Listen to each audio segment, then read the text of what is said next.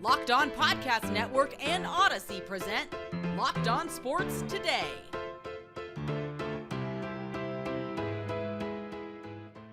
One game doesn't equal redemption, but Baker Mayfield made a heck of an entrance to LA. The Falcons are making a QB change in the midst of a playoff race. And which matchup should you pay attention to this Sunday? We've got you covered. I'm Peter Bukowski, starting your day with the can't miss stories and biggest debates in sports. You're Locked On Sports Today. Searching all major sports. Found. Let's start with the biggest story. Baker Mayfield got to town about 4.5 minutes before kickoff of Rams-Raiders on Thursday night, and yet he still had enough practice time to lead the game-winning drive, 14 points in the fourth quarter, 17-16. The Rams stunned the Las Vegas Raiders, who thought they were going to get right back in the playoff mix in the AFC in this game. Joining me now, our Friday Locked On NFL host and, of course, host of Locked On Steelers, Christopher Carter. And Chris, why can't the Raiders figure this out? What is going on with them this season that they every time it seems like, okay, they're going to figure this out, they just do this? They have talent, but they're undisciplined. I mean, a big play, which could have killed the Rams. This could have been it. In that final drive, they get the sack. The whole team crushes Baker Mayfield. It's like, okay, now this is done. We don't have to worry about this. Jerry Tillery slaps the ball out of Baker Mayfield's hand, and the flag flies, gives the Rams 15 yards, resets the drive. And then from there, I'm like when that started to happen, I'm like, the Raiders just lost this. The Rams are just going to walk down the field. And even when they're 20 yards out from the end zone with like 12 seconds left, I'm like, nah, Baker Mayfield's going to throw some deep pass and they're just going to let it happen. And that's what went down. Josh McDaniels has I've never thought he was a very good head coach. I've always thought that, keep him at the OC position. But yeah, I think too many of his guys fold at the wrong time. We saw it before when he was a coach. We're seeing it again now. And again, it's clear they got talent. Devontae Adams is the best receiver in football right now. I mean, you can do that covering him when he was in Green Bay. Yep. So it's like, he's phenomenal, but in a game where you absolutely have to you're trying to climb back in and claim things. The bottom of the AFC playoff chart is kind of opening up, and you deliver this against a quarterback who was there for 2 days. Just a disgrace. Yeah, Sports Info Solutions has a stat called Total Points, and it measures impact relative to situation and historical norms. And the Raiders have the best running back in the league, most impactful player this year by SIS Total Points. They have the best receiver, Devontae Adams, and the best pass rusher. And it doesn't matter. It doesn't matter because the rest of the team is not very good. And as you said, undisciplined and poorly coached. So the Raiders loss, potentially the Pittsburgh Steelers gain. They win a game against the Atlanta Falcons last week. That leads to, by the way, Marcus Mariota getting benched. Now that's Desmond crazy. Ridder in at quarterback for the Atlanta Falcons. The Steelers still in the mix here, Chris. So just how likely is it that this team can make a little bit of a run here now that things are really wide open? You've got a game this Sunday against the Baltimore Ravens, who are likely not going to have Lamar Jackson. It's something I was saying for a bit there. I was saying, like, look, the Steelers, if they get TJ Watt back, if Kenny Pickett just starts to get, start to manage games better, avoid the turnovers, take what's there, keep, keep converting third downs, which they've gotten better at now. They're the 7th best team in time of possession in the NFL. They're starting to do all those things, and now they have the schedule in front of them that can beat a bunch of mediocre and bad teams. The Ravens, even with Lamar Jackson, they've been struggling lately. And but with Lamar Jackson, I was like, okay, I can still see the Ravens winning. When he gets hurt, you're sitting in Tyler Huntley. The Steelers, he's not a mystery to the Steelers anymore. They played him last year, so they're going to have his tendencies. I think that favors them. Then they get the Panthers. Then they get the Raiders. We see what they're like. But I will say this: the Raiders have some weird hex over the Steelers. Even when the Raiders are terrible, they are the Steelers' worst nightmare. So I do not consider that a guaranteed win at all. And then you get the Ravens again, and then the Browns again. So there is a path there. The defense is playing better. They're stopping the run. The run game, Najee Harris has come alive. The offensive line is playing better, and Kenny Pickett is feeling himself out. If Kenny Pickett steps up and has some really good games at the end of the season, They got a shot. But the problem is also they've lost to a lot of teams that are also in this hunt. The Dolphins they've lost to, the Patriots they've lost to, the Jets they've lost to, and all three of them are competing for those wild card spots. And I think what almost has to happen at this point is that the Bengals kind of ascend to the top of the AFC North, and the Ravens are the team that fall down. And if the Steelers can sweep the Ravens, then they'll have the tiebreaker over them, and then that's their best hope right now. But there's so many things that have to happen for all that to go down. The Steelers have been wildly inconsistent. I think they could still finish 9-8. I'm just not sure if that's enough to get in the playoffs still at this point. Stay up to date all year on the NFL by subscribing to Locked On Sports Today and the Locked On NFL podcast on the Odyssey app, YouTube, or wherever you get podcasts. Thanks for making Locked On Sports Today your first listen. Coming up, we look at why Arthur Smith chose now to pivot to the Falcons' future QB for next week. But first, Britney Griner got the news she's been waiting a long time for. Here's what to look for on BetOnline, your number one spot for all your gambling needs. Here are a few surprising point spreads for Sunday, starting with the Minnesota Vikings. BetOnline has the Detroit Lions favored by 2 over the division rival Vikings. Yes, the Lions are favored over the 10-2 Vikings. What a time to be alive. Also of note, the Pittsburgh Steelers favored over the Baltimore Ravens. Sure, no Lamar Jackson. Certainly has something to do with it, but BetOnline likes the Steelers by 2. And the LA Chargers are home dogs to the Miami Dolphins. BetOnline has Justin Herbert and company as 3-point dogs at home. BetOnline, where the game starts. Britney Griner finally coming home. You can see Griner boarding a Russian plane. It is still dark outside in the video. Then once she is inside the plane, she's asked how she feels. She says happy. Then she's asked if she knows where she's going. She says no. Then she's told she's going home to the U.S. Griner had been a prisoner in Russia for almost 300 days. Washington Commanders owner Daniel Snyder permitted and participated in the team's longtime toxic work culture and obstructed a 14-month congressional inquiry by dodging a subpoena, working to dissuade and intimidate witnesses from cooperating, and claiming more than 100 times in testimony that he could not recall answers to basic questions. This, according to the final report of the U.S. House of Representatives Committee on Oversight and Reform. The committee's 79-page report released Thursday also comes down hard on the NFL. It concluded the league was complicit in Snyder's efforts by not cooperating with the congressional inquiry and by burying a 2020-2021 investigation of the Commanders' workplace. That investigation was led by attorney Beth Wilkinson, and the results of which had never been fully released. USC quarterback Caleb Williams added a few key trophies to his cabinet on his way to what many assume will be a Heisman Trophy win. He was named the Walter Camp Player of the Year and the winner of the Maxwell Award, given to the best all-around player in college football. Williams is the Trojans' first player to win the Maxwell since Marcus Allen in 1981. Pretty good company to be in. He accounted for 47 touchdowns while throwing for over 4,000 yards and leading USC to an 11-2 season a year after the Trojans went 4-8. He did not, however, win the award for best quarterback. Fellow Heisman Trophy finalist Max Duggan received the Davey O'Brien National Quarterback of the Year award.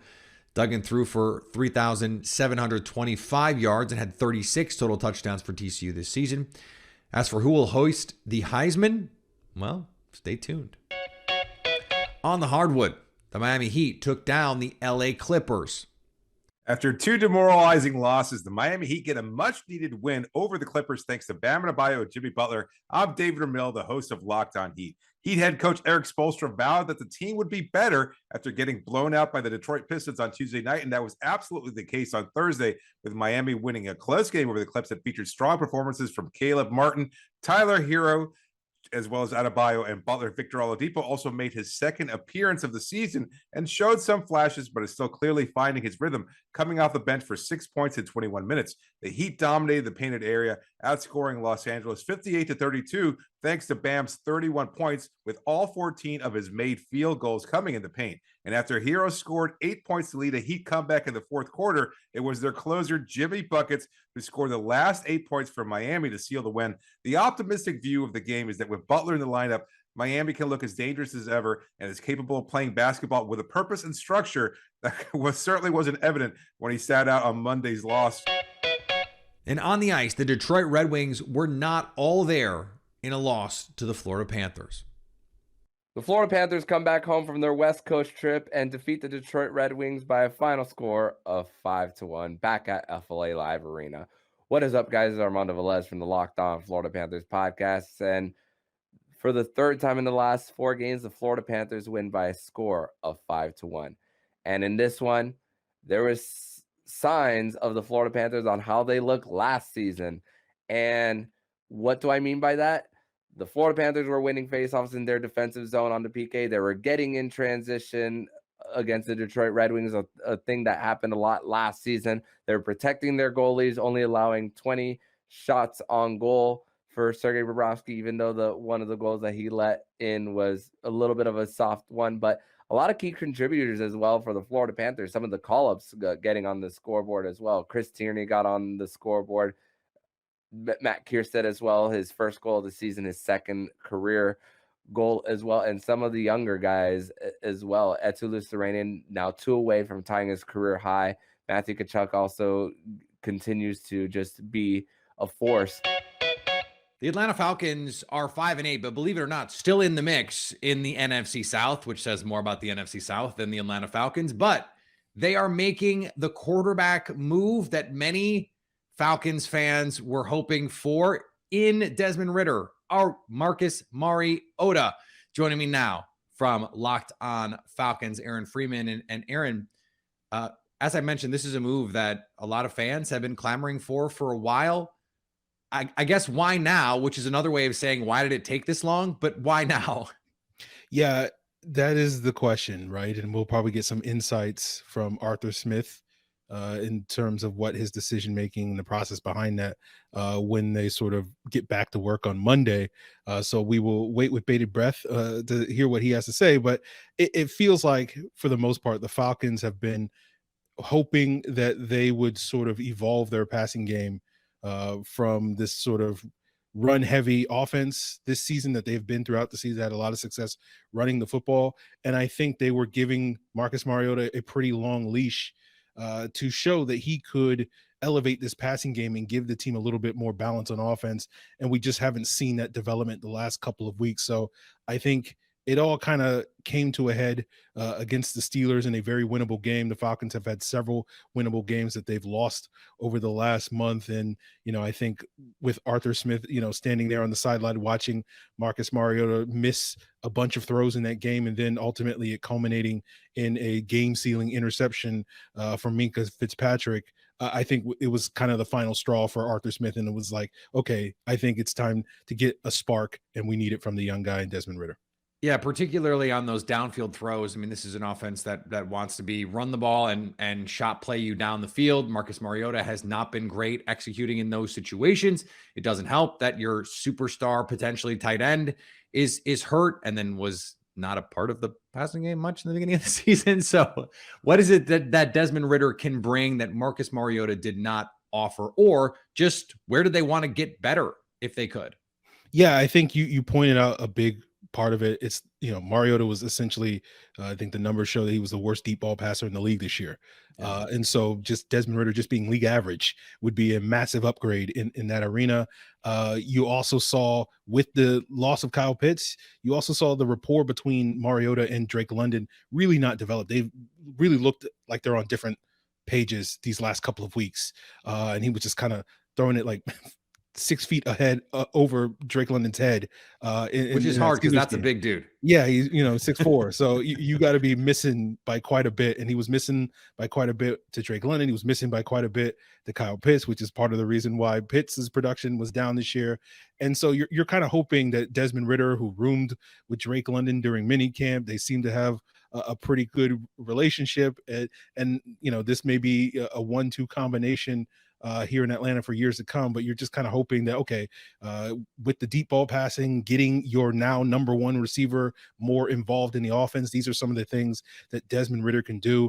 You're not really worried I think for a lot of people maybe looking at it outside, oh, well, Mariota's the veteran and Ritter's the rookie and he may make some rookie mistakes. The Falcons have been calling their offense like they had a rookie quarterback in them by running the football, play action passing, max protect, sort of all these sorts of things, dumbing down their offense as if you were basically sort of giving us the preview of what the offense is going to look like when Desmond Ridder eventually takes over the field. So I actually think counterintuitively to, I think, a lot of people's eyes, that there's a lot of reason for optimism that once Desmond Ridder gets on the field, you will actually see this offense be a lot more effective with him under center because of some of the things that he can bring to the table other than Marcus Mariota. Stay up to date all year on the Atlanta Falcons by subscribing to Locked On Sports today and the Locked On Falcons podcast on the Odyssey app, YouTube, or wherever you get podcasts. Coming up, we look at a few matchups you won't want to miss this Sunday. The LA Chargers just need a win. There's no two ways about it. They currently sit on the edge of the AFC playoff picture, and the Miami Dolphins are right in front of them. Locked On Chargers host Daniel Wade has the Bolts' keys to a win. If the Chargers want to pull off the upset on Sunday Night Football against the Dolphins, they have to be better in the trenches. This is Daniel Wade here from Locked On Chargers, and I know a lot of the talk is going to be about Justin Herbert and Tua Tagovailoa, but Justin Herbert can't do it by himself against a good Dolphins team, and he needs a lot more help from his offensive line, which has really hamstrung the offense. Over the past 3 weeks, they've been giving up over 20 pressures per game on average, and they're possibly going to get back their all-pro center Corey Linsley, which is invaluable this week, and potentially even their starting right tackle Trey Pipkins. Defensively, the Chargers need more out of their front. We all know they're one of the worst run defenses in the entire NFL, but they're not getting enough from their pass rush either. I mean, they only have 3 sacks in their past 4 games, and if they can't find a way to bother Tua Tagovailoa, it's going to be a long day for this defense, which is bad at tackling and now gets to go up against Tyreek Hill and Jalen Waddle. But if the Chargers want to pull off the upset, it's all hands on deck. It's going to have to be a complete team effort. And this is a huge game for the Chargers if they want any hopes for the playoffs. But for the full game breakdown and other ways that they can win this game, make sure to check out the Locked On Chargers podcast, part of the Locked On Podcast Network, your team every day. What will it take for the Jaguars to pull off an upset this week? As Locked On Jaguars host Tony Wiggins points out, will the real Jacksonville Jaguars please stand up? I'm Tony Wiggins, the host of the Locked On Jaguars podcast. Will the real Jaguars please stand up? That's what it's going to take for the Jaguars to have a chance to win this game. They have to come out and know what their identity is and who they want to be. They can't be the team that got mollywopped against the Detroit Lions a week ago. They need to be more like the team that beat the Baltimore Ravens 2 weeks ago. But they need to close that gap with that variance and be more consistent on a weekly basis so they have a chance to unseat the Tennessee Titans. They're 3 games behind the division lead with 2 games left against the Titans left for the rest of the season. If they don't win Sunday, their playoff hopes are over. Make sure you catch me on the Locked On Jaguars daily podcast, where it's your team every day, Monday through Friday. And the New York Giants have a golden opportunity to do some damage in the NFC East race. Locked On Giants host Patricia Traina looks at just how they can get it done against the Philadelphia Eagles. Despite tying the Washington Commanders last week, the New York Giants really didn't lose any ground in the postseason race.